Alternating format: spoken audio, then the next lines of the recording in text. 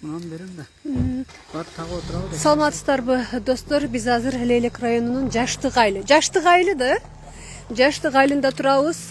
Биз азыр ушул мамлекеттик жерлерди жана мамлекеттин жети мүлкүн мыйзамсыз өзүнө өткөрүп алды деген Төрөбай Бостонов, Төрөбай Бостоновдун үйүнө келдик.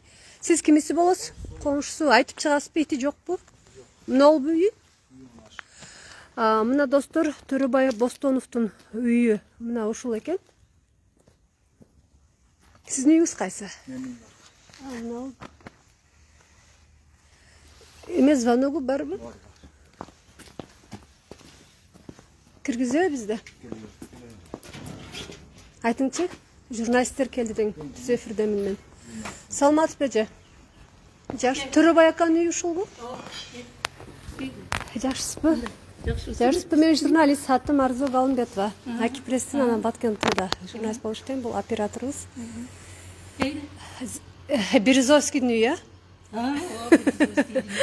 Азыр дүн күнү жатат го, жалгандан жармашып. Ошо боюнча инчер алакта дегиле барбы Төрөбай ака үйдө? Бар. Кирсек болобу, айтып көрөсүзбү, журналисттер келиптир деп. Ушул боюнча мындай чындыгында мамлекеттик мүлктү жерди басып алганбы, өзүнүн оозунан угалы деп биз Турга келиш керек. атайын келдик. Ошо Баткенден келдик эже. Айта билмем. Итиңиз жокпу? Жок, айтайын, үйгө кирip. Болор интервью алайык үйдөн. Канча жашта Төрөбай ака? Канча жашта? Канча жашта Төрөбай ака? 72-де. 72 жашта. Анда аксакал чыгарбай эле. Ошо картаң чалды, ушинтип жаш балдар маскара кылып чыгат да азыр. Анда өзүнүн оозунан угак аксакалдын, а?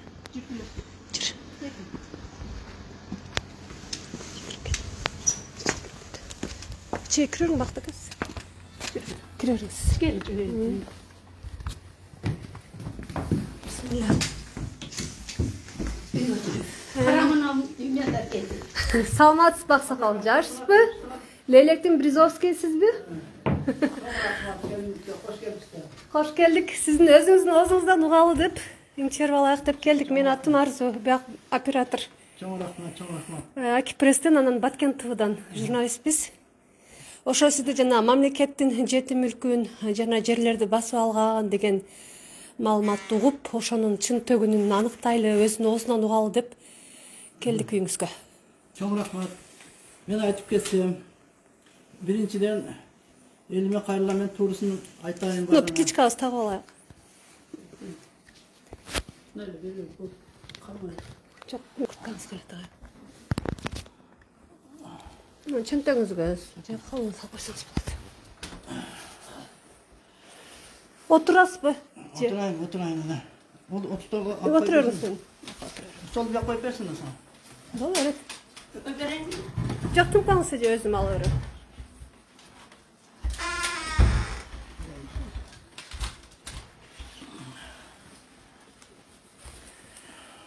Урматтуу достор, биз азыр ушул Лейлек районунун тургуну 72 жаштагы Төрөбай аканын үйүнө келдик.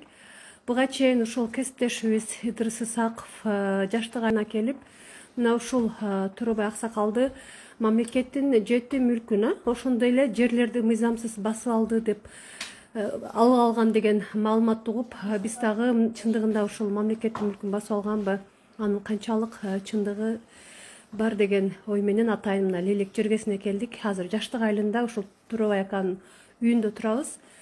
Төрөбай ака, айтсаңыз, мына ушул Жаштык айылындагы жети мүлктү, мамлекеттин мүлкүн басып алды деген чындыгында эле ушул канчалык чындыгы бар? Кымбаттуу эл журтум, мен өзүм да азыр 5 күн, 10 күн болуп калды, өзүмдөн өзүм толкунданып, эң жакын туугандарым алдыда, туугандарым беспокоит этип, жакындарым беспокоит этип, өзүмө ойлонуп чыккан убагым. Мындай иштерди биринчи көрүшүм мен. Чындыгы экенде мындай иштер болгон эмес. Чындыгын айтыш керек. Мен Араван кулоо заводунан 2009-жылы алганмын. Араван кулоо заводуга Жаңыжар айыл өкмөтүнүн башчысы Жайлып Түрсүнбек менен достук сервизинин башчысы Kuvat tavaldıklar bular satışkan. Dokumentlerin var. Bu Жаштык айылындагы жерби? Yok, Dostluk ayındaki yer. Достук айылындагы Dostluk жер. ayında yer var. Şeyde Aravan Kulav Zavodi jetim mülkü menen korgonu menen satıp algan. Мамлекеттин мүлкү бул. Yok, apta Dostluk servisinin mülkü. Dostluk servisinin mülkü Aile hükümeti Celil Türsünbek'in toktamı menen makıldaşıp küpülü proje dogovorları menen alıp 170 bin algan. Ошол айыл өкмөттөн ким сатып алып атат ошондо? Aravan Kulav Zavodi satıp alıp жатат. Aravan Kulav Zavodi paxtanı jinaş için, elde işleyip paxtanı jinaş için. Aravan Kulav Zavodi 2001'den 2009'a paxtanı jinaş işletti. Keyin paxta bolmagandan keyin satıga majbur olup Сатка койду бул кийин. Satıga koydu. Satıga koygandan keyin tajiklarga bardı, başka parti almadı. Ahırı mena barıp ayttım, men savdalaşıp olaga 100 mingge satıp aldım. Aravan Kulav Zavodidan. Жети объект бар ичинде. Жетабек 9 yıldan keyin. 9 yıldan keyin 2009 yıl satıp alıp 16. yılda alıp durup kelinim Aynur'a kabul Aynur'a ötközüp koydum ben. Ötközüp koydum. Ondan keyin biz 2021 yılı 13. yılda men özüm ötközüp aldım kayra. Özüm ötközüp alıp bu yer meselesi, yer bergende oylaganda berdik yine kopyası var edi. Celil Türsünbek'in toktamının kopyaları, kağızları bar ele. Keyin hükümete kayrilsam hükümetten alalbay kaldım. Keyin gösteresleri kayrildim, aralbadım. Keyin sotga kayrıla başlagandan keyin zuçu koygandan keyin 1 iyunda, 1 fevralda 2022 yılı kayra Aravan Kulav Zavodiga ötközüp berdim dagı 100 ming akçamды kaytarıp aldım. Siz ошондо Араван Достук айыл өкмөтүнүн Араван хлеб заводу сатып алган жерди Араван хлеб заводунан сиз сатып алдыңыз. Пахта заводу. Пахта. Хлопкой завод, да? Пахта заводунан сиз сатып алдыңыз. Satıp aldım. Siz 9 yıldan keyin satıp aldım. Ola satkandan keyin. 9 yıldan keyin satıp aldım. 2001 yılı satkan alar. Men 2000 pahta bolmagandan keyin alar satkanda 2009 yılı 100 ming so'mga satıp aldım. 100 ming so'mго 9 объект сатып алдыңыз, а? Jet объекти. Jet объект. Канча жери бар?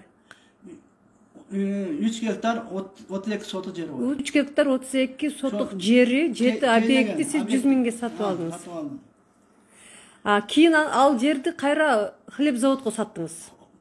Жок, өткөрүп бердиңиз, э? Пахта заводго кайра sattım. Men жерди зучу болгондон кийин жерди ала албаганыма байланыштуу өзү ээлеген жерлерин ала албадым мен. 3 hektar 32 sotuk. Документ ишин бүтүрө алган Бүтүрө албадым. Анда копиясы бар.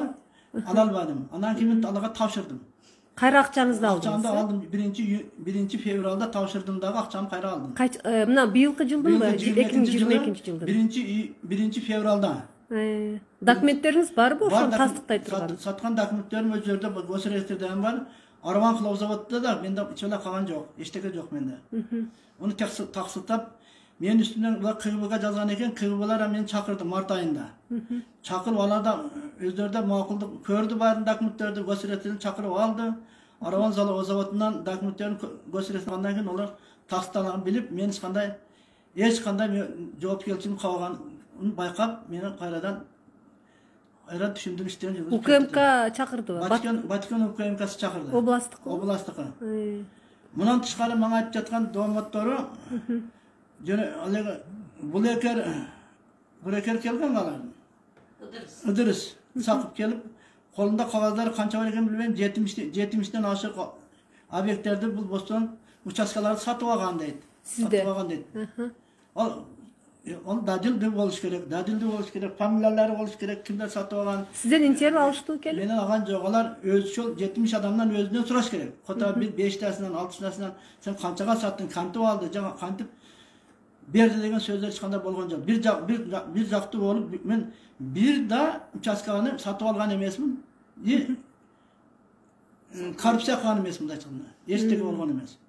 70 адамдан жооп бере алам, менде эч кандай эме жок. Айым жок. Ошол бою сиздин үстүңүздөн арыз түшүп, УКМКга сизди чакырды, тергөөгө. Ооба, чакырды. Тергөөгө чакырганда кандай айып коюлду сизге? Мага эч кандай айып койгон жок. Аныкталдыбы тергөө жүрүшүндө? Ушул мыйзамсыз иштериңиз? Мыйзам иштерим аныкталган жок. Аныкталган жок, мага жооп берди. Айтсаңыз, сизде дагы ошол Баткен облусунун прокурору кыршабат этет деп дагы ошондой маалыматты дагы уктум да, ошол видеодон көрүп калдым.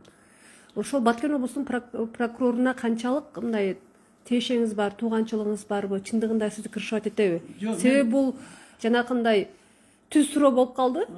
Грубый суроо деп айтсак да болот, бирок эми мына ушул сөздү мен сиздин өзүңүздүн угайын дейм. Мен айтам, Нуркамал бул наби бизге жердеш, айылдаш. Ушул жаштык айылынан, Жок, Маргун айылынан. Туулган жерибиз бир алар менен.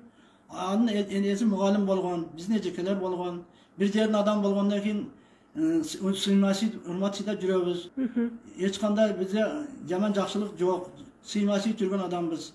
Чында экенде ушуну айтайын да, ол мында кандай бул заводторго тиешеси бар. 2007-жылы бул 2001-жылы коло завод аса, мен 2009 жылы асам, эч кандай онун офшун жакындыгы жок. Анын оюнда ham жок, мен оюмда ham жок. Бул жок жагдайында чыккан эмелер болуп жатат, сөздөр. Себеби булардын бул диалектин прокурор булардын кемчиликтерин таап, бир элдердин арзуун карап туруп, булардын объекттерин бир 10-20 объекттеринен текшерип, алеге эмелер боюнча независимый ачыктарды алып келип, элдердин арзу боюнча текшергенден кийин булардан кемчиликтер чыккандан кийин алар мындай ызаланып, ич тарлык кылып. Кимдер ошолор?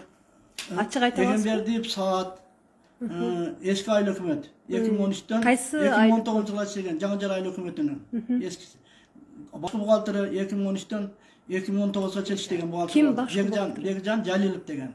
Анан бир тууган тагасы айыл башчысы Ергешев Сулаймандар. Биргелешип ушулар жүрүп жатат, чында экенде. Мен чында экенде мен элден уялып жатам. Мындай иштер болгон эмес өмүрүмдө. Алар менен сиздин ортоңузда кандай мындай пикиркешпестик болуп, ушундай буйртма кылды деп ойлойсуз? Эгер ушундай күмөнүңүз болсо. Мен енді мені ошолорго кошук деп жазган тилектеш деп ойлодулар, чында экенде. Өздөрүнүн айыбын жашырыш үчүн ушул иштерди кылып жатат. Буга прокурорлор кылгандан кийин булар доконца прокурорлор караш керек. Мыйзамдуулугун мойнуга илиш керек.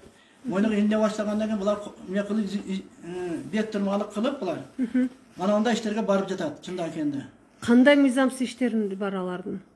Аларды мына объекттер 2013-төн 2014-төн баштап 2019-га чейин объекттер бар. Аларды независимый официанттер менен тергөөчүлөрү барып, өздөрү прокурордун жардамы менен чакыртып аларды Ош областынан. Независимый аудиторлорду чакырган. Аудиторлор олар бир 10 күн 15 күн жүрүп кемчиликтерин тапкандан кийин ызычууга чыккан булар.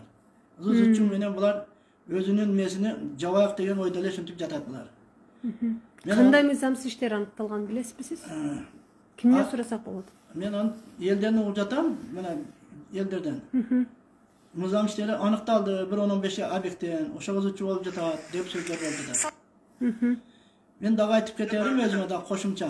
Мына азыр Кыргызстандын элде бүт Кыргызстан боюнча сөз болуп жатат. Мен айтып кетерим депутаттарга азыркы болгон депутаттардын баары аябай ишенем мен. Чыныгы дилим менен ишенем, чыныгы берилип телевизордо көрөм. Булардын жакшы жаңы депутаттар келди, жакшылыктарды кылат деген ойдомун. Буракелерге жана башка нерселерге жазган жалаага ишенбеш керек буракелердин сөзүнө. Бул прокурор СМБнын прокурордун жыйынтыгы менен айтса жакшы болот эле.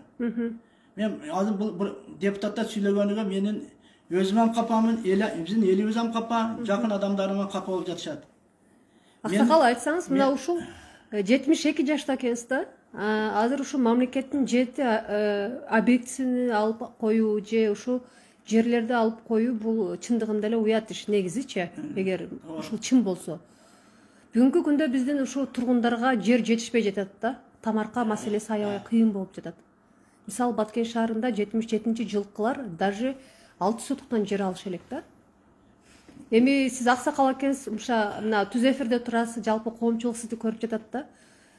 Чындыгында ушул мамлекеттик мүлктү басып алды деген чынбы? Мен айтып кетерим, 2008-жылы мен элдерге участка алдым. 800 алганда 2007-жылы Мотуев деген болгон, Кытайдын чоңу. Шону чакырып биздин элдин ар бир айылда колодос бар, суу. Ар бир үйдө колодос суу тас, водовоз менен алып келип куябыз. Ошону курбакалар менен талашып ичкендерин көрсөтүп жүрүп, bir yılın içinde motivler jardam berip bana kıtayın çoğunları. Siz kim болып иштегенсиз ошол? Ben aile hükümeti olup iştegenim. Жаштык айыл. Жаңыжар aile hükümeti olup iştegenim. Alarga көрсөтүp, takazat etip, Premier Ministerge jetip barıp, Çudinip'ten, eğer Çudinip Premier Ministerler, 2008 yılı 800'e jakın участка yer alıp, elge tarattım. Şu elge taratkanından bana bugün 14 yıl oluptur. 14 yılda bitta ekti adam jön Rusya'ya ketip kalar, jönde olup kalgan bir iki alelek adamlar boluşu mümkün. Ben şunday diye oylayım ben. Ben aytarım, uşularda aytıp koyun dedim çından kende. Ben yer meselesini katı köngül bulam. Men elge kadir barkın urmatçılığı bolun dep kartargandan katık duram. Çegaralarda hem katık duram. Çegaralar mına Tacik Kırgızstan mamilesini jakşırtkan men. 2008 yılı Кантип жакшырттыңыз? 2007 yılı men alarga barıp konset koyup bergenmin. Kimlerге? Dost mana Kısaköz degen ayıl var 70 bin halkı var komşubuz. Alar bizge konset koyat. Anan keyin Bakip meni Mamalı Rahmat'ın süretini trassaga ilip koygan dostluğunu kolalıştırıp, süretlerini tağıp durup. Çınıgı emgegim sinsin elge jakşı bolsun dep жүрgөнмүн. Демек мына ушул мамлекеттин мүлкүн басып алды деген сөз Kalp. Men кантип далилдесек болот муну? Себеби men 1 fevral günü kaytarıp bermedim. Yer 3 geçer 32 soduktu. Hudud yeri jok ele zdaniyalarını kaytarıp berdim. Yerini alalbagandan. Документин бүтүрө албаган. Бүтүрө албагандан kaytarıp berdim. Men elge kattık duram hazırda ele. Yer meselesi azmana jakında ellerge Xuda kalasa yer bölület, ellere yer bölület, eller şete kasım deyiz, biz kartaydık. Bizden keyingi muğunda bet ulantıp kesin deyiz. Çegaraların barıga ben kelgende çegara boyunca kelgenderge ben barıp yardım verem. Çegaralarda turam. Men sebep aile hükümeti oldum. Bir santimetre yer diyemen bilem. Bit barjon teritoriyana. Канча жыл айыл өкмөт болуп иштедиңиз? 4 yıl aile hükümet oldum, 4 yıl. 4 yıl aile hükümet oldum. Кайсы кызматтарда иштеп келдиңиz ушу мамлекеттик кызматтарда? Men eski vaqtda men Sapkozda mana şu yaşlık ayılını 84 yıl başlaganmın, öldüm. Bir magay degen menen, karismi işlegenmin. Gılan buğaltır bolganmın. O direktör olup 10 yıl öközlük işledik. 10 жыл бухгалтер болуп 10 yıl иштедиңиz. buğaltır Андан işledim. кийин Ondan keyin men 96 yıl men başka jumuşka kettim. 96 1 yanvardan başlap. Şu mesele. Гапарова Бурахибар деген ким? Деп азыр Идрис Исаков суроо узатыптыр кесиптешим. Таанысызбы бул иш кишини? Onu men tanıyman. Al aptekada işleyet. Medsestralar işlegen. Jürekeli adam alda. Бүгүнкү күндө кайсы жакта жаштыктабы? Yaşta yaşayın. Aytıp keterim ağa men uçaska bergen emesmin. Uçaskalarda bergende Hüseyin Abdurazak bergen. 15 soda uçaska bergen. Şu ayılda park dep koyup parkka ondan murun adamlar 20 adamlarga murunga aile hükümetler bergen jerde. Аны таап алабызбы Гапарова Бурахибарды? Onu bilen ben. Мына ушул Идрис Исаков айткандай кесиптешим Березовский деп сизге ушундай мен дагы атты дагы айтты. Мына үйүңүздү көрсөтүп койсом болобу коомчулукка? Эми Березовский кандай үйдө жашайт экенин кызыккандар. Урматтуу достор, бул ушул Турабай акебиздин үйү экен. Кошуналарыңыз барбы ушул сиздин мыйзамсыз ишиңиз чындыгында мыйзамсыз иш жасаганыңыз ошол боюнча да ичери чакырасыздар бир экөөнү. Анан дагы биз ушул айылга барып элдерден дагы сурамжыласак. Мына достор, Турабай акебиздин үйү. Ким бар айтып коесуздарбы? Ким бар? Айтып келеріңіздер мен. Багыңызды көрүп турайын, мен кошунаңыз келгиче. Сыртыңыздан бир эки кадр алып.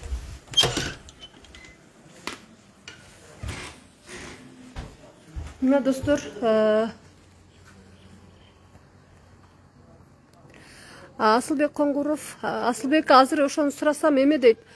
Ошо 7 объект 3 гектар жери менен бар экен. Анан ошону айыл өкмөткө барып документ жасатайын десем, документ жасаганга болбойт деп койду. Андан госрегистрге бардым дейт. Госрегистрге барып документ жасайын десем, алар да документ жасаганга болбойт дегенинен ошол кайра 100 000 акчамды Араван пахта заводуна берип, кайра мен акчамды алып, аны кайтарып бергенместерине деп азыр айтып кетти. Эгер кызыккан сурооңуздар болсо азыр Тура экен үйүндөбүз биз. Анан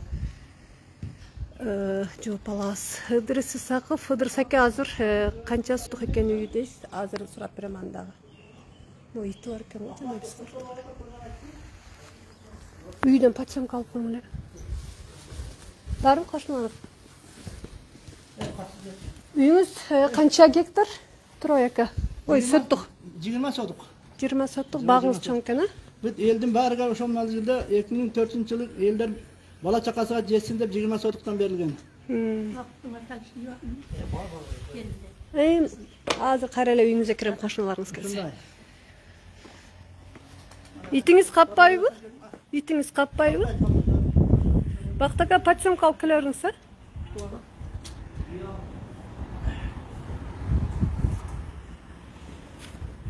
Кошуналарыңыз келип калдыбы? Mana kasıp gelin de komşum. Келеріңіз. Қандай сақсақал, жақсысыз ба? Өзіңізді таныстырып кетіңіз. Мен Кичке аз қалып қалды. Фышкамен алырсыз? Benim 70 yaşım 74'de. Қошынасыз, Қошына. Айтсаңыз, мына Турабай акенин жанакы мыйзамсыз мүлктү басып алды дейт. Бул кандай инсан? Эми баягы кошуналар жакшы билесиздер, бизге караганда дагы. Кандай инсан? Чындыгында бул мамлекеттик жерлерди, мүлктөрдү басып алганбы? Коркпой эле айтып берсеңиз болот. Biz bu kişi bilen ilgileten bir işleyimiz. Tuzda. Bu kişiye de bizim ilgili bana yer bölüngönde, Yer bölüngönde yerdi bölteşedi. Yerdi bölteşeden ülüske bölgönden keyin biz şu kişiden to'g'risi aksa alıp жүргөнбүz, to'g'risi. Nimaga deganda o'sha ulushning nimesini to'lay olmay жүргөнбүz biz. Shu kishi bizga yordam qilgan. To'g'risini aytganda. Shuning uchun bu kishining bu yeri deganiga men ishonmayman hech qachon.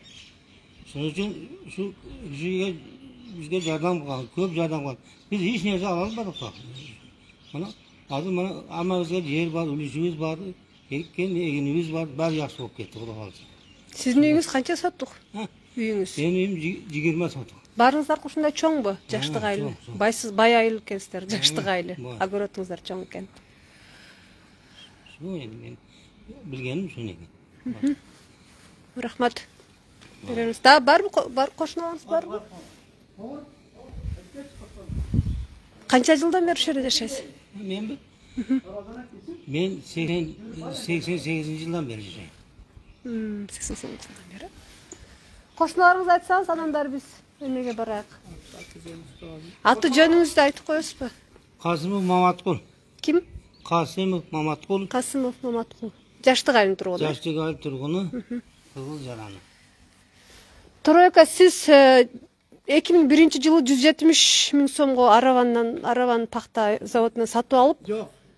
Aravan xılop paxta zavodi satып algan 170 mingga. өкмөттөн. Hökümetten 2001-жылы. 2009-жылы men 100 mingga satып alganмын. 70 миң аркага сатып арзандаттыр да кайра. Жылы сүйлөшүп. Андан кийин айттым го кайра мен тапшырганда эле мен 100 миңди кайтарып алдым дагы алган мүлктөрүн кайтарып бердим. Түшүнүктүү. Мен эшиңде калды коңушум. Аты жөнүңүз? Менин аты жөнүм Сарбаев Жумабай. Мен Босон Турабайдын коңшусу боломун. Ошол жерде 92-жылдан бери ошол жерде жашайм. Чоң ушинтип чыкканага өтө капа болуп атам мен дагычы. Элге өтө жакшылык иштерди кылды эле. Кандай иштерди кылды Мына жакшылык? иштерди эл кыйналган маалда машин кудайларды таркаткан элгечи. Элде мен авамдын жакшылык жагын айтпай, только жамандык жагын айтып атат да. Элге жакшылык жакпайт экен. Эми онун акылга келгенде аксакалды 72 жаштамынан деп немеге чыгарып жиберип атат да буларчы. Булардан өздөрүнүн Кудайдан коркпойт экен. Ата-энелери бардыр ушулардынчы. Ата-энеси бардыр. Азыр сизге бир суроо да, азыр Турай аксакал айтып атат, ушул өтө жаштык Жаңы Жер айыл өкмөтүнүн жергиликтүү кеңешинин депутатынын төрагасы Саатбек Эгембердиев жана дагы ким дедиңиз? Бекжан Жалилов. Бекжан Жалилов жана анын тагасы айыл башчысы. Атайын заказ менен ушул Идрис Исаковду алып келип, анан Сулайман Эргеш. ушу жаманатты кылып атат деген пикирин айтып кетти да. Bunu qanchalik чындыгы болушу мүмкүн? Bular o şeyde gelip özleri ne kılganı kelip şuntip körsetip elge körsetip ketdi, jaman jagını aytıp şuntip nime kılıp ketdi bularçı. Bulardan özlerinin jamanlık jagı var da ne üçün şu aksakalın jamanlık jagını ele aytar, jakşılık jagı da ele var da. Өздөрүнүн кандай жамандык жагы болушу? Özleri hiç nerse kılgan emes bularçı. Kimge jakşılık kılıp, hiç kimge jakşılık kılgan jok bular. Mesela şimdi hükümet olup turganda akar şu Жаңжел hökümeti jerlerdi berdi. Mına şu 3-cü nimemizde brigadimizde jer kılıp berdi, ayıl kılıp berdi. Dostun asıdagı jerden jer berip adamlar üylүү boldu da. Şu bardık jakşı. Башка кандай жакшы жумуштарды жасадыгын айта аласыз? Турабай акенин. Турабай акамдын жакшылык иши көп. Мисалы кайсы жакшылык иши? Мына жерлер любой эле зарыккан адам келсе, зарыккан адамдардын ишин ишке ашырат. Рахмат. Болду, рахмат сизге. Анан сизге дагы бир Асылбек Коңгуров деген адвокат аке сизге суроо узаттыр. Арзу сурачы дейт, неге сотко Араван заводу келбей өзү каттап жүрөт? Качанкы сот экен? Асылбекке качанкы сот жазып койсоңуз жакшы болот эле деген суроо сизге. Мен Араван заводуга мен 1 февралдан баштап тапшыргандан кийин Араван заводунун ичиге сотко катышканым да жок. Алар мен не кылганым да жок. Араван заводу өзү соттошуп жатат. Рахмат. Кеттик Бактака.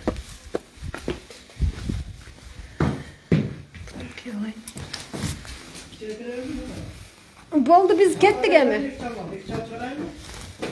Ким келди, аксакал? Майли чыксын, инчери алып кой, биз ол эмеден башка адамдардан да сурайык. Кошуналарыңыз эле эмес.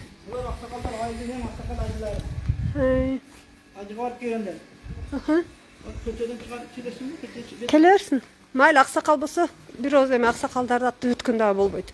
Аксакалдардан сурап бизди дагы башка азыр мына Саатбек аканы айтып атабыз, мүмкүн ошолордон да барып интервью алып көрөбүз. Жакшысыздар. Сиздер кимдерсиздер? Баласы болосузбу?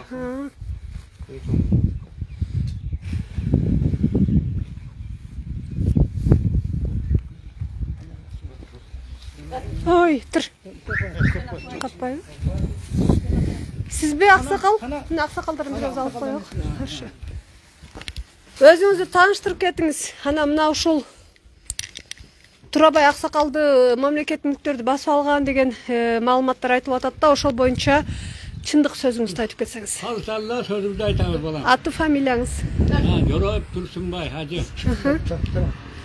Мына шу балам biz mana shu yerga kelib 125 yil bo'lib qoldi, yashab o'tamiz.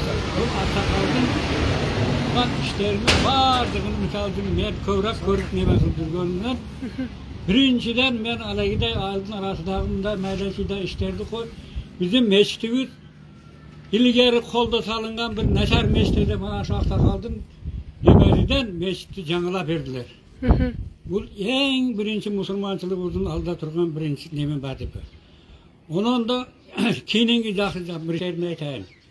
Bana madar bol bizden yerimizde, yani jata turgan yerimizde ilgari sayırdın zamanında bir darak çekilip o daraklar kurup yok olup ketken eken.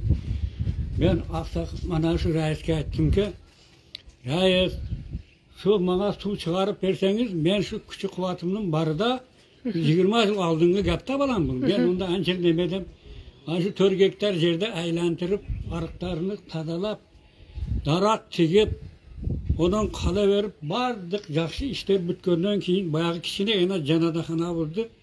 Katta kılıp salıp verdiler balam. Burada hiç bir adamın bir neme kıla turgan iş emes ta. Mana şu işlerdi kılıp, reis neme kılıp keleştatlar balam. Mana şu kançalagan ya beşerelerge dağın yol doğrultuğa manamda kamı kambaldarga kol doğruda bar nemeni verip jardam kılıp keleşler bunu körüp turabız balam biz körüp жүрөбүz. Рахмат аксакал. Siz дагы siz сүйлөйсүзбү? Айтыңыз. Mana şu yaşlık ayıldan bolamın. Аты фамилияңыз? Atı familya Sattar Nabi. Mana şu yerде tanımans көп yıl boldu. Mana biz megen uamda bu kişi reis buğaltır boş işlep turdu. Elde Mına şu yerде mana şu dağ daraktın barın şu kayaklardan alıp kelgen bolsa şular çekip östürüp mana şuncha dağ darak bolup şunu biz jep içip yaşap turabız. şu kişinin mehneti menен. Siz aksakalsız da? Men aksakalım hazır. Аксакалсыз сиздер түз эфирдесиздер. Жалпы кыргыз эли көрүп атат сиздерди.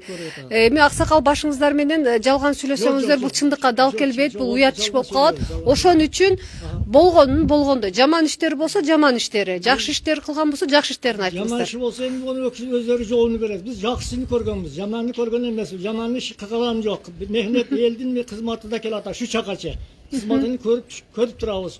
Şulen onun bu kişide hiçbir kamçılığı yok. Элге кандай азыр соопчулук иштерди кылды деп атасыздар. Дагы кандай соопчулук иш кылды мисалы? Dağ daraktı şu kişilik tигип берди. Buhaltere deydi. Bir yerde 8 yıl. Rahmat. Reis boldu. Şol endi soopçuluğu. Biz jep atabız, güldep atabız, arıktardı oңдоп berdi, жолдорду Rahmat oңдоп Asakal. berdi.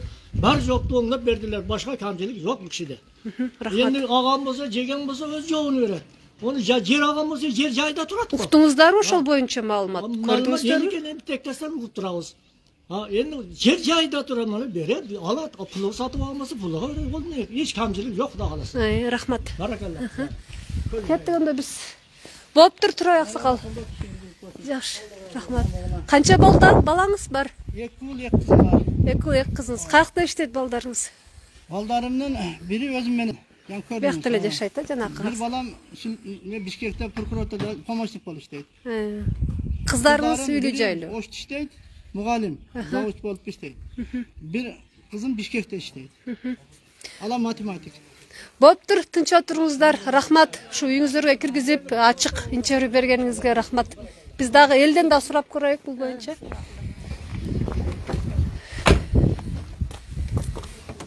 Бисмилlah.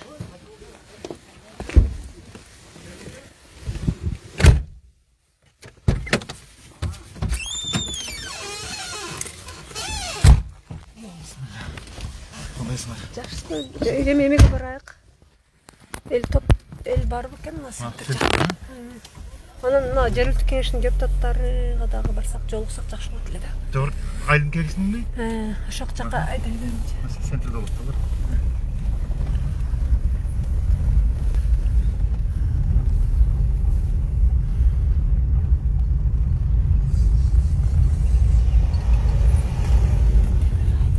Tezirээк айдайсыз.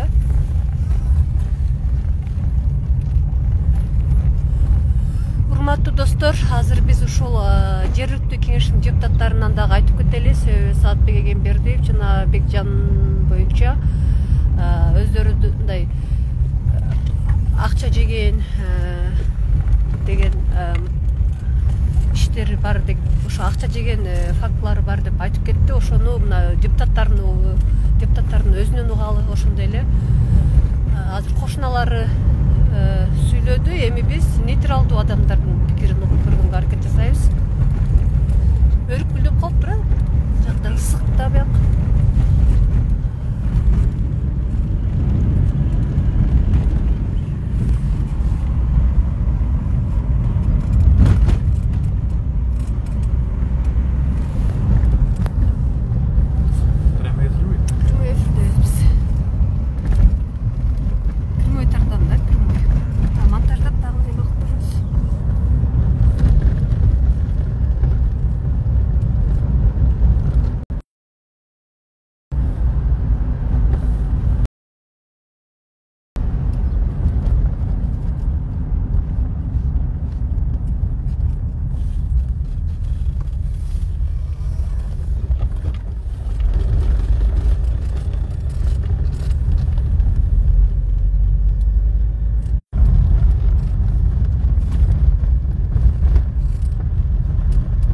Айдай беріңізші.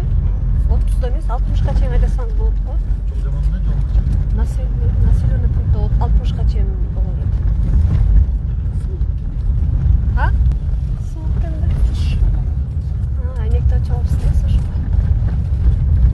Аркаға келгиле дейт Кубаныч Жолдошев.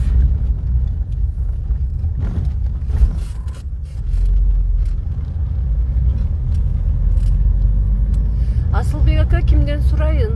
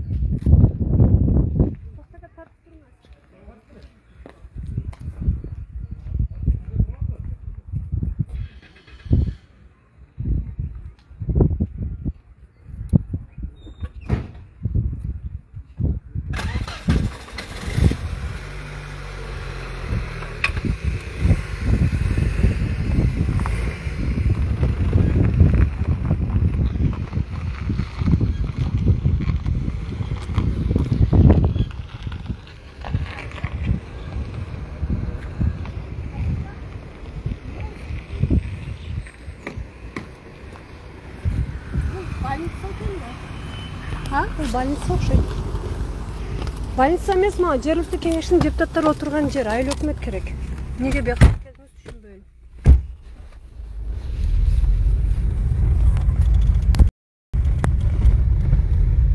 Каякта мына эмелерден сурайыкчы, жергиликтүү тургундардан. Сизди биз шафты билет деп сизди такси кылса, сиз дагы бизди айландырасыз.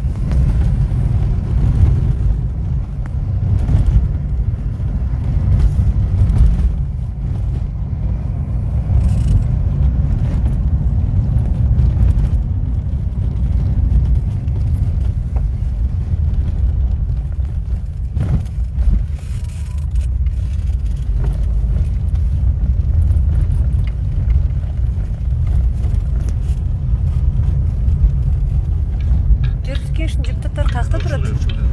Кайсы? Айыл өкмөт немеси Алпанын конторасы ғой? Саат экаларда болуп керек. Неге эл көп? Кана? Кайсы?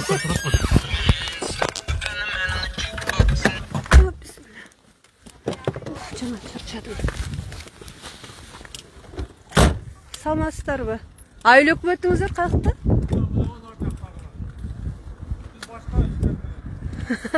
Кандайсыздар, жакшысыздарбы? Охо, бул жакта эл эмне мынча эл көп?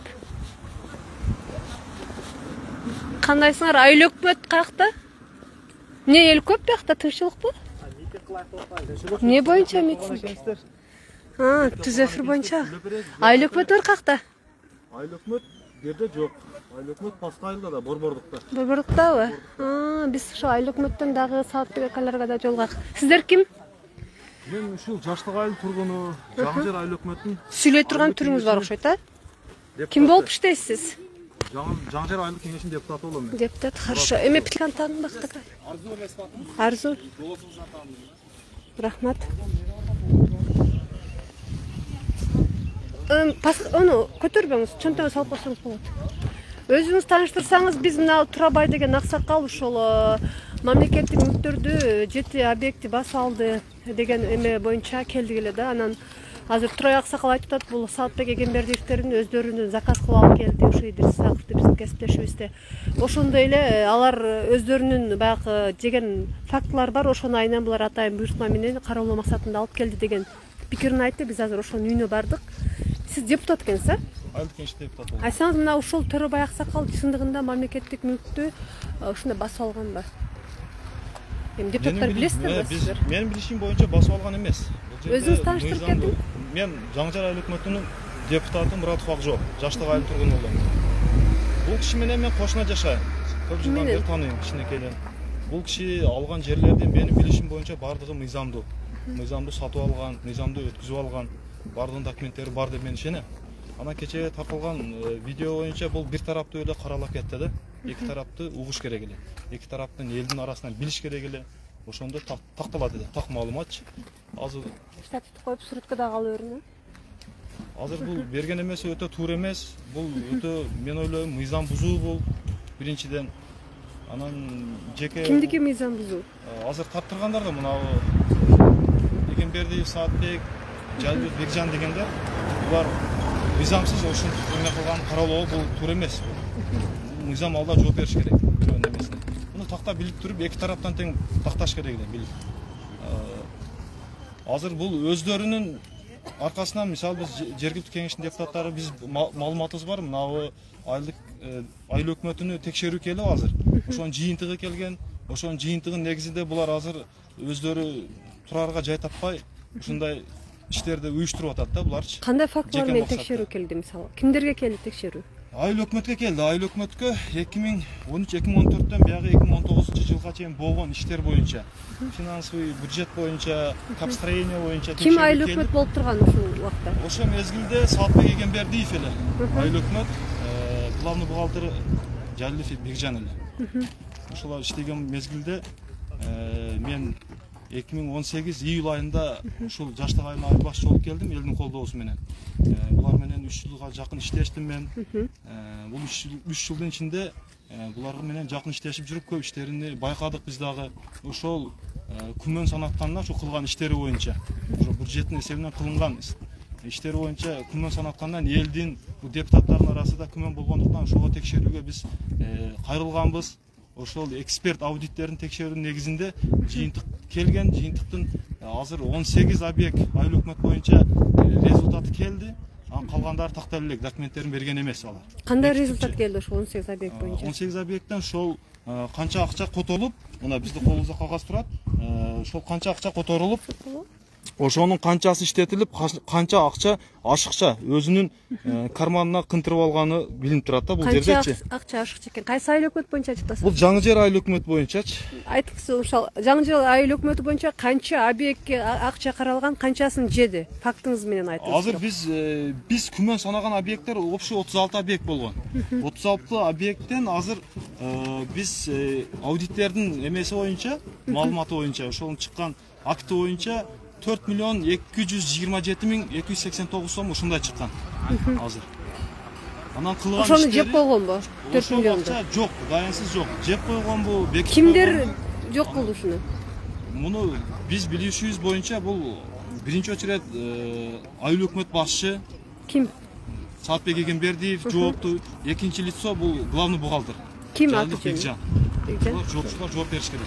Да, бар элдин акчасы да. Депутаттардан барбы? Ким бар? Айыл кеңешинин депутаты экен. Сиз депутатпы? Мына азыр сиз айылдык депутаттардан деп атасыз. Депутат чындыкты айтыңыздар да, бирөөнү каралоодагы бул уят иш, күнөө иш дегенде мусулманчылыкта ушундай. Сиз аты жөнүңүз? Сатаров Миңжигит. Азыр мына петличкасы коелар.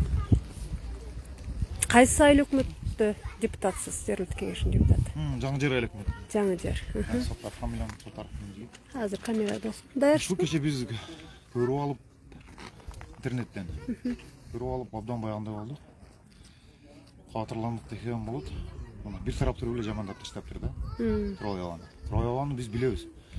Троябаны биз кичинелибизден эле билебиз, что бул адам мурдатан эле пулу көп. Машындай. Каяктан кантип байыган? Балдары иштеп, ашы баласы Россияга автобус менен Россияга каттайт. Анан берге онан кийин тайыз бузулгандан кийин пакта эгип жүрдү. 100 гектарга жакын пакта эгип жүрдү. Айтсаңыз, сиз мындай кошунасы же жергиликтүү баягы жашоочу катары эмес, депутат катары айтсаңыз. Азыр бул жактагы кесиптешиңиз депутат. Ушул Саатбек Эгембердиевдер заказ кылып алып келди деп атасыздар да. Ушуну кантип далилдеп бере аласыздар? Кандай фактыларыңыздар бар? Турган эле сөз, ошолорду алып келип, ону специально бир тараптуу кылып кетти. Экинчи тараптын сөзүн уккан жок. Туура, бүт ушул адамдардын сөзүнө ошого окшогон ошолордун тарабын алгандардын адамдарын жаман кылып кетти. Ошо мына жерди басып алды болбу дегендерди ham. Ошо союз развал баягында Кыргызстан отдельный болгондон кийин мына гараждар мына абыз экен. Мына дыйкан чарбанын баягысы болгон, карыз болуп калып, өткөзө албай, өздөрү Троябага сиз алып коюң деп жүрүп алып койгон. Анан мисалы үчүн комиттердин азыр коровник бар. Кармасех бар. Мурдагы гараж бар. Ошону Алихан дегендер өзбек киши алган. Өзбектерге сатылып кеткенби? Бул ошондо менин билишимче союз маалында жанагы приватташтыруу маалы болгонбу? Ошондой. Ошондо өзбектерге өтүп кеткен. Ошо өзбек Кыргызстандын тургуну, бирок өзбек нациясы өзбек. Канча объект алган ал? Жүдө эле көп объект алган. Азыр барып эсептесеңер көрсөтөбүз барып. Ошого дагы эч ким үндөбөйт ого. Бул Трояка? Именно Трояканы келип азыр ушунча жерлерди сатып алды, ушунча жерлерди элдигин тартып алды деп. На самом деле ондой болгон эмес. Наркыны сүйлөп айткан бир тараптуу болуп Трояканы жамандап атат. Сасага сатып алганда налогтору карыз болуп калган. Мамлекеттен налогторун төлөй албай, ошол мезгилде өкмөттүн объекттери өзү карыз болуп, ошол мезгилде сатууга мажбур болгондуктан ошол Троякалар ошол налогун төлөп, ошо сатып алган да. Биздин билишибиз боюнча ошондой. Мына дыйкан чарбанын башчылары, дыйкан чарбанын башчылары. Кең микрофон бияка. Сервис мо? Кайсы сервис? Толугураак айтыңыздар, түшүнүктүү болсун. Мен аты жөнүм Марип Аппаз Набиевич. Ким? Марип Аппаз Набиевич. Марипов Аппаз Набиевич. Ким болуп иштейсиз?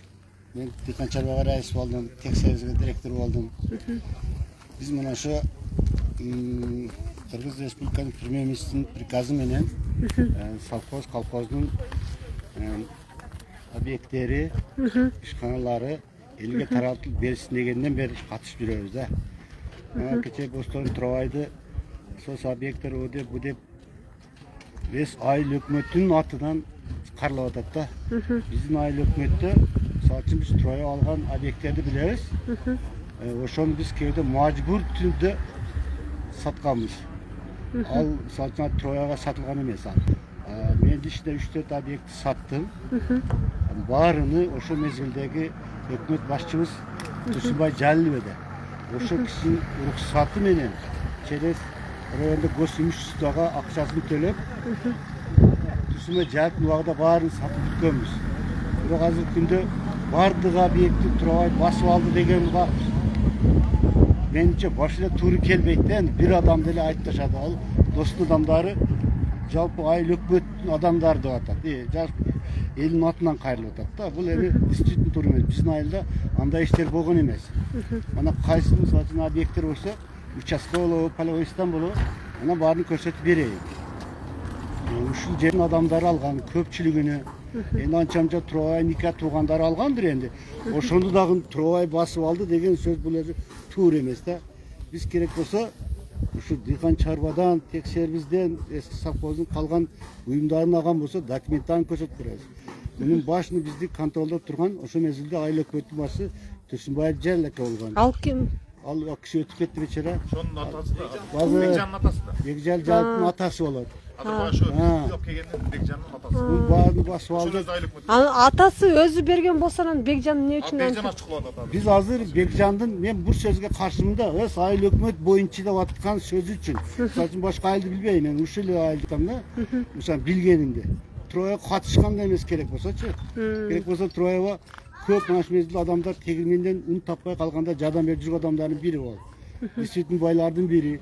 Любой коомдук иштерге сураганга оруп каласың, башка каласың, баарын жардам кылып жүргөн. Совхоздун саркасы жок болсо Туробайга жардам кылып жүргөн. Ушундай күндөр болгон эми. Бир жактуу эле айта берген туура эмес да эми мисалы үчүн. Туурусын айтыш керек. Баары Куда турат башта жооп беребиз мисалы үчүн жегенибизге. Ошондо айыл өкмөттүн эли деп айтып аткан жери ушул жери салынып болду да. Рахматчым. Так, эмени Бекжанды каяктан тапсак болот? Нейзону? Айыл өкмөттө отурабы? Бешкентте да болот. Бешкентке которулуп кеткенби? Бияктыкы эле го? Мурда биякта да. Азыр которууга жогон турсам бир 3-4 ай болду окшойт. Сиз да сүйлөйм деп турасызбы? Кең. Үйдөн келдим мен ама оору болуп. Кеңиз атайын. Совхозду курган адамдардын бири ушул. Хорошо. Туробаев Эркинбек. Пенсионермин ушул жаштык айылынын. Азыр токтоңуз, камера даяр болсун, шашпай. Май тартып. Дайырсың. Айтырыңыз. Туробаев Эркин. Ушул жаштык айылынын тургунумун. Пенсионермин, жашым 70те. Бостон Туробай мен менен тең туш. Досуңуз болот экен, а? Тең туш. Бул дос десем боло берет. Атаң өлгүчө өлсөм тең тушуң өлбөсүн дейт. Эми мына жашыңыз дагы 70 канча? 70 жашта экенсиз. Эми аксакал башыңыз менен мындай чындыкты айтыңызчы аксакал. Мен башка айылдар менен чатагым жок кызым. Менин характерим ушундай. Ушул айылдагы боло турган ишти мына Бостонов Туробай басып алыптыр дегенге мен ошо текшербиштин бухгалтери элем мен шомо айылда. Бостонов Туробай менен мен көп жылды бери биргиштешкенмин. Өзү жогорттон которулуп келгенмин, экономист болдум, бухгалтер болдум. Акырда текшербиштеги техникалардын букуы калып кеткен да. Союздан калып кеткен. Давай мына ушуну төлөсүңөр деген. Совхоздун фосфонду калып кеткен, налог калып кеткен дагы текшербишке бөлүп беришкен. Мына ошо букупту төлөгүлө деп ушу прокурорлор келип мына ушу бизди текшерип, прокурорлор чакырып текшерип давай төлөгүлө дегенден анан ушу Тилибек биз мына жерге объявление жазганбыз. Ушундай объекттер сатылат экен деп. Кийин мына Туробай эмес, Коңурга бергенбиз биз. Коңур келген өзү баласы. Onu турусын айтыш керек. Документтерди мына алып келгенмин мен документин. Акчасын апарып төлөгөн бир кылы бизге берсе, биз апарып төлөгөнбүз.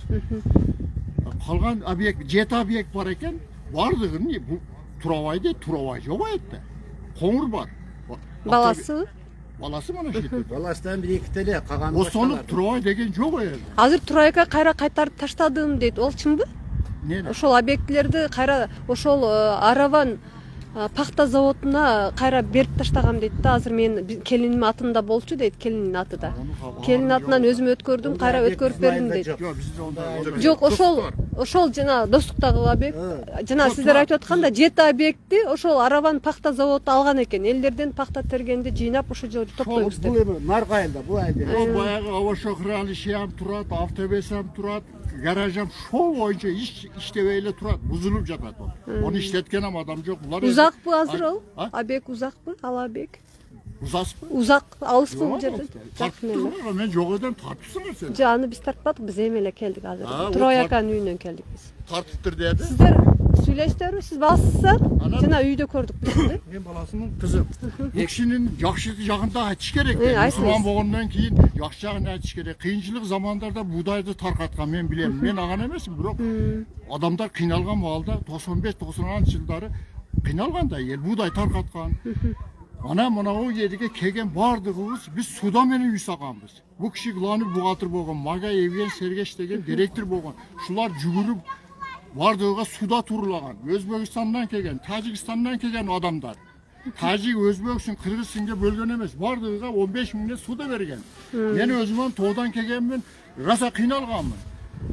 Sana boyut eken sen saat sekesin dese beşera men Turovayga canını bek burala kılda maga ökö men ayalıma жазып turulap үйдү бүтүрүп aldım. Kudağa şükür. Азыр ошол үйдү жашайсызбы? Сонда барып көргүлө.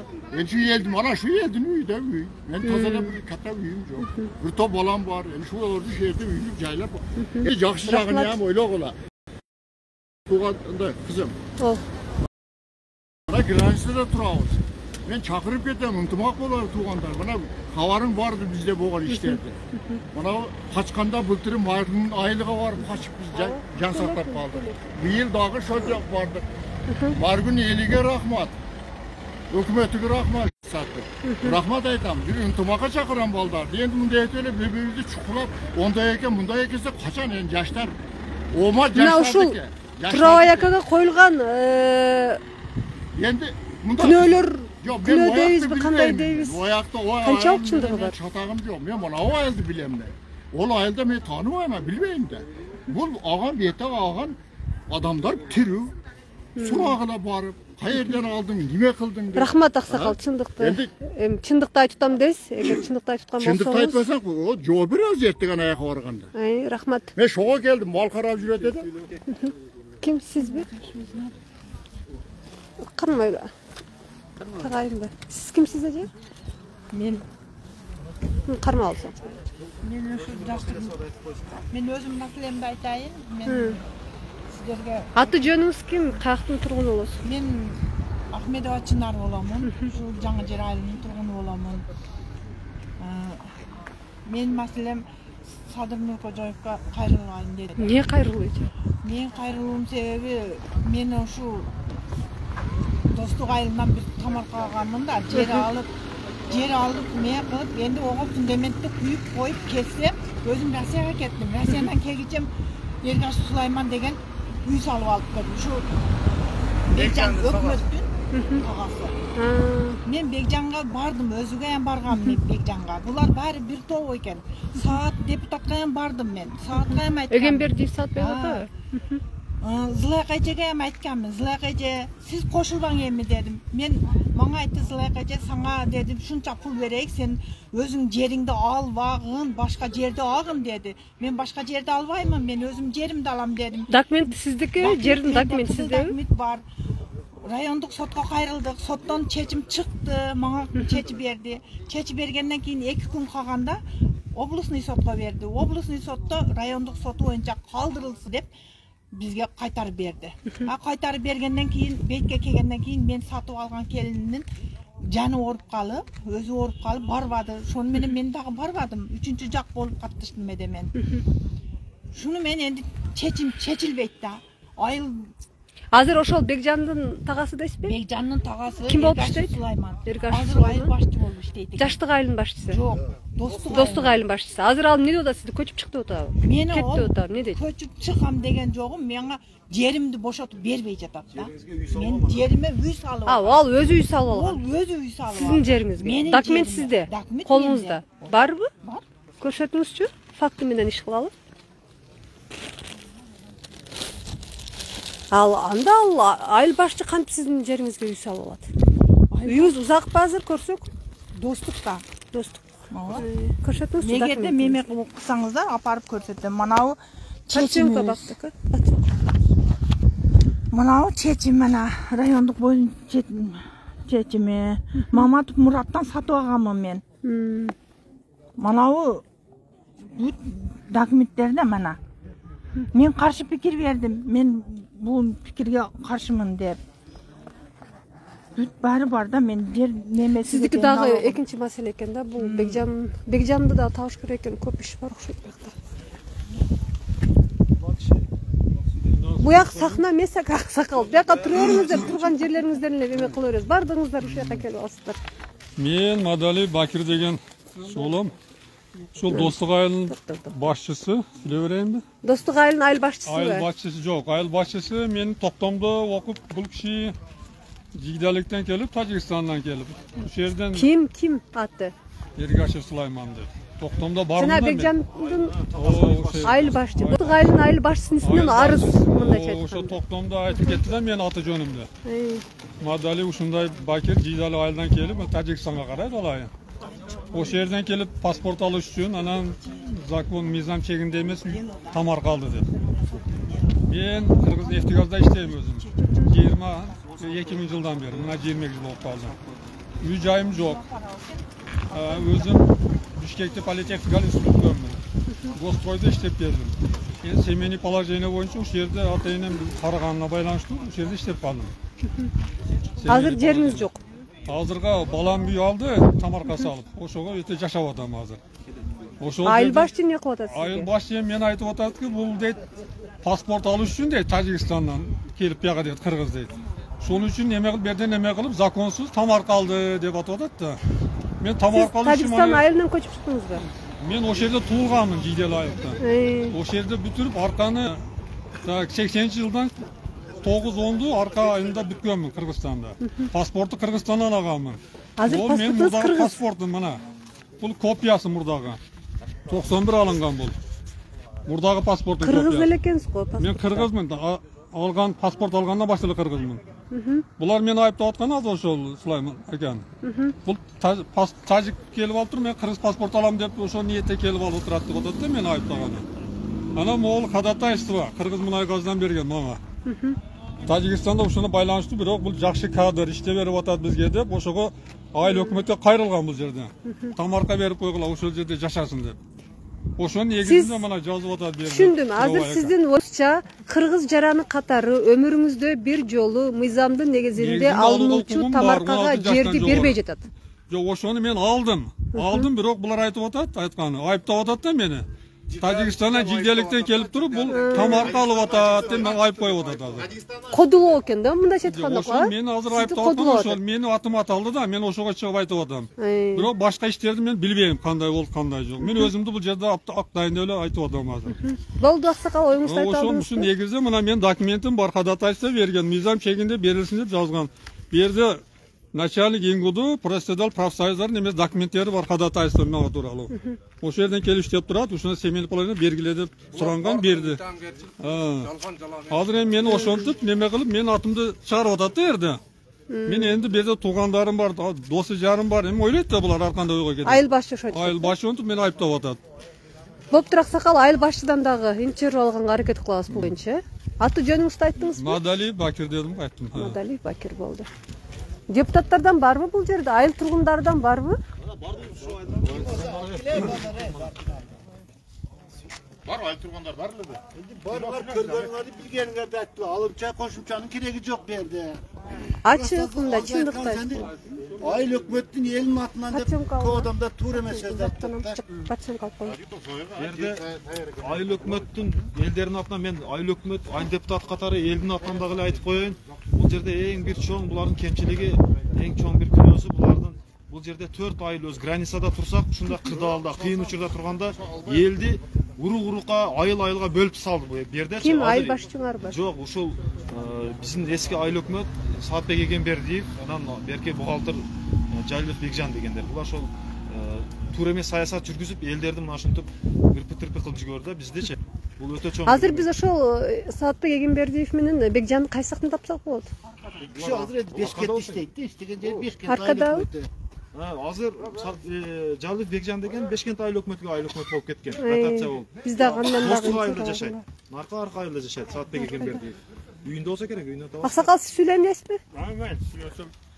Айтыңызчы, чындыкты айтыңызчы. Мен атым Орзалия Сүйүнбай болот, 60 жылдык айылдын тургунумун, жаштык айылдын. Энди Бекжандар каяктан кандай болгон онусун билбейм го. Бирок Трояка менен биз бир айылда жашайбыз да. Кудайга шүгүр Трояканы заклаткан ондой-мындайларны билбейбиз. Бирок кандай нерсе болгон болсо бул бардыгы мыйзам түрүндө болгон болуш керек. Анан кийин Кудайга шүгүр бирөөдү жамандабайлы, жакшы жактарын элдер айтты, мен ошолорго кошулам. Троя Кудайга шүгүр элге көп жакшылык кылган адам да. Болду, мен ушул. Анда арка айылына барып биз аракет кылайык. Болуптур. Чек арага чеп болуп турган мына ушул айылдын тургундары болот. Ишиңиздерге ийгилик. Бакыт ака, жүрүңүз, эми аркага барайык, аракет кылып. Аркага дейт. Кең. Майли жигиттер, рахмат.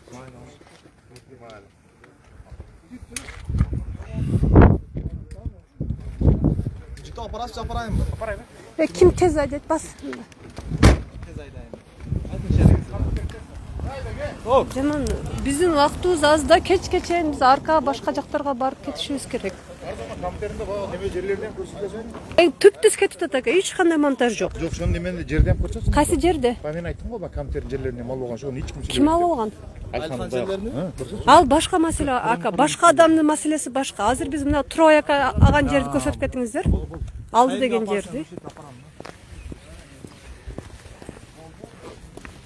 Биздин таксибиз мына. Кайсы машинаң? Бирок тез кыймылдайсыңар, а? Астака баш керексиздер. Кштатчты алып алдыңыз бактака? Ол машина туруп турерсиң, ол машина менен барып келесиң.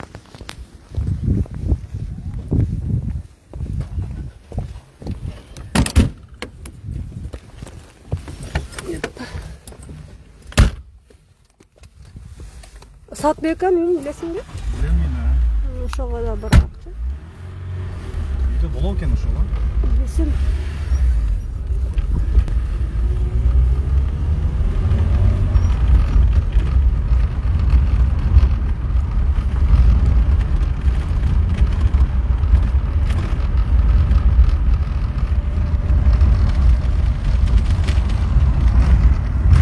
Айыл өкмөт чындыгында эле жаман иштегенби?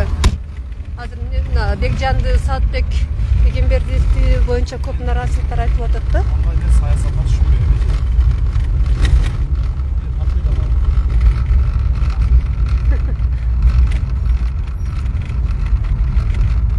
Жок, каралбадым, мен иштемин, иштеп жүрөм.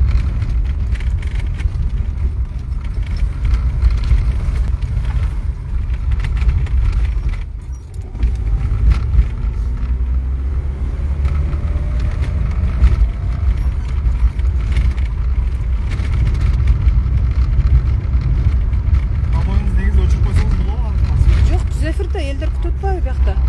Аягына чейин көрсөтөбүз да.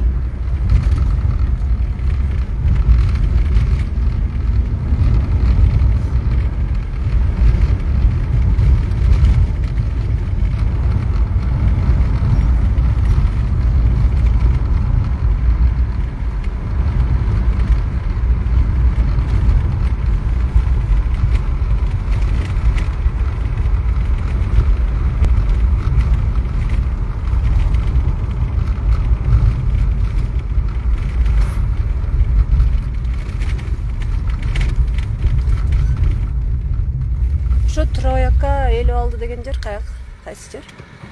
Албарам алды деген элестер вообще. Бар десеңиз. Азыр көрүп өтүп кетсек болобу, папача? Жок, жер. Кайтканда көрөйүкпү? Майли. Азыр биз аркага барабыз, ане доступ мени алып чыгып көрсөтөм.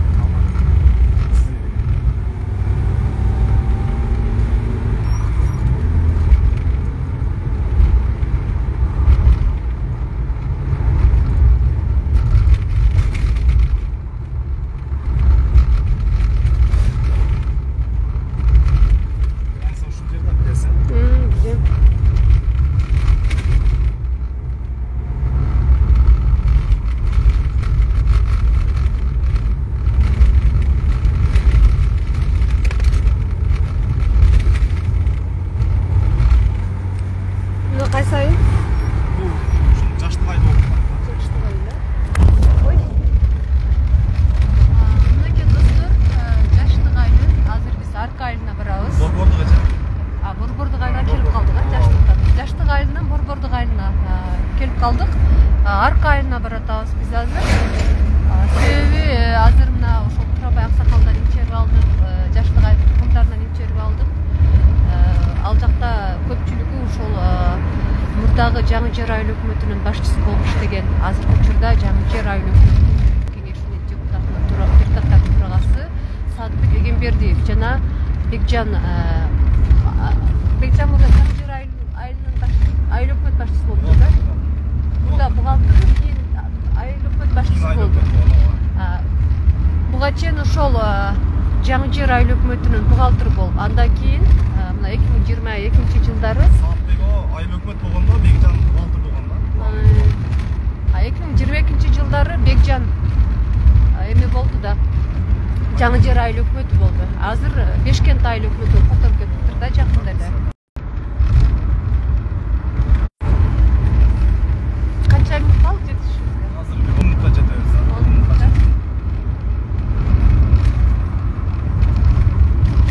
Чек арада жашоо кандай болуп атат? Азыр жакшы эле ошол. Кадимкидей жашоо, граница жабылып. Эгин болуп атабы? Ооба, эгин башталган азыр. Алар өздөрү аны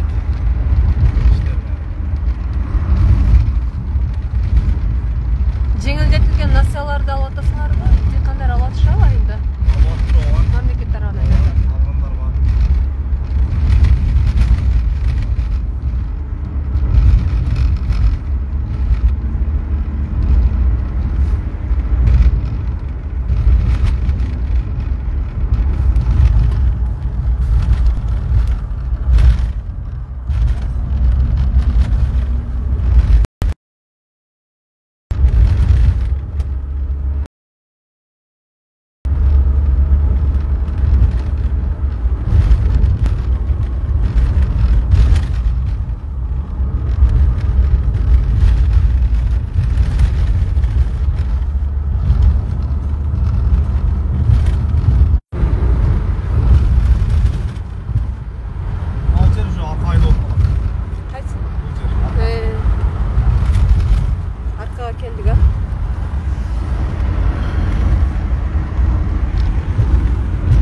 Достор, Арка айылындагы мына ушул жолдун бул жак Тажикстан болуп калды. Достор, сиздерге маалымат катары айтып кетейин. Зерип кеттиңиздер окшойт. Биз Аркага жеткичек.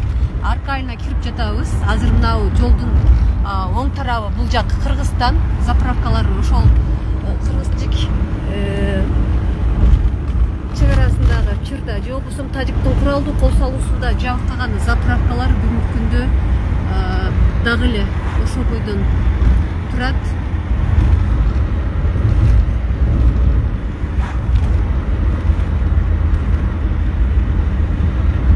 Ал эми жолдун бул жагы Тажикстан. Чек араны мына ушул трасса жол, чоң жол гана бөлүп турат. Жолдун оң жагы Кыргызстан, Тажикстан уже. Бул жерден баштап жолдун бул жагы дагы, сол жагы дагы, оң жагы дагы Кыргызстан. Кээ бирлери гана оңдоп туруп, магазиндер жана күйүп кеткен. Өкмөттөн жардам берди. Өкмөт жардам берди. Катта адамдар бар экен. Алар ким экен? Сикерге жол коюңузчу. Депутаттар, депутаттары. Барбы? Бар. Мына кимиси депутат? Биз деле түшөрбөйлүбү? Кандайсыздар?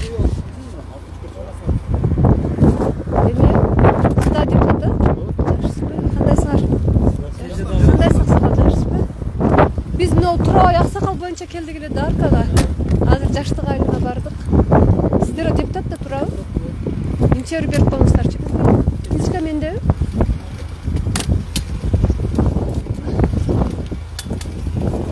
Сен кайсынан олда?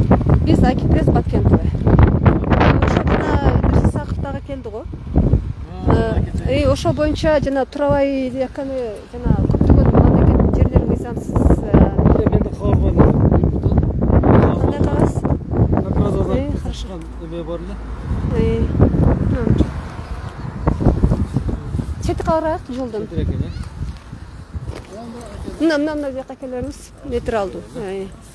Өзүңүз тааныштырып, кайсы айыл өкмөтүнүн депутатысыз? Мен Айбалаев Кыдырбек, ушул Жаңы Жер айыл өкмөтүнүн депутаты. Бүгүнкү күндө Бүгүнкү күндө. дайырсызбы? Айтсаңыз, мына ушул Турабай Аксакалга карата ушундай баягы мамлекеттик жерлерди жана мамлекеттик мүлктү басып алган деген айтылып атат. Ошол эле учурда Баткен облусунун прокурору аны кыршат этет деген маалыматты интернет блогтарынан ушул Идирис Исаков кесиптешибиздин видеосунан көрүп калдык да. Ушул боюнча депутат катары айтсаңыз, чындыгында ошондой мүлктөрдү басып алганы чынбы? Азыр